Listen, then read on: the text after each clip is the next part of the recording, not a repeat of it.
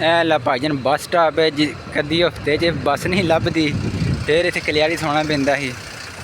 बड़ा दलील किया बस स्टॉप ने ना। पिंड नूं जाना पैंदा ही 2 घंटे का सफ़र।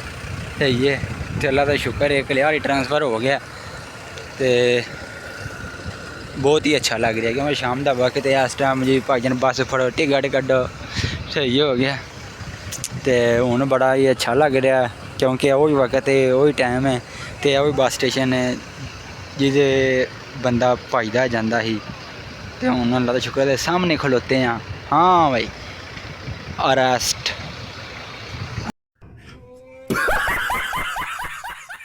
अंडर अरेस्ट, आपको चारों तरफ से घेर लिया गया है।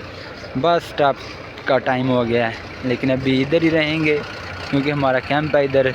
रात के जितने वक्त तक दिल करता है आपका इधर घूमो फिरो, ठीक है। सिर्फ सोना आपको कैंप में ही है रात के वक्त ना। अब सारा रात दिन बाहर नहीं रह सकते, तो अपनी हाज़िरी लगाओ फिर आ जाओ बाहर। ओके, मौसम बहुत अच्छा है, प्यारा मौसम है।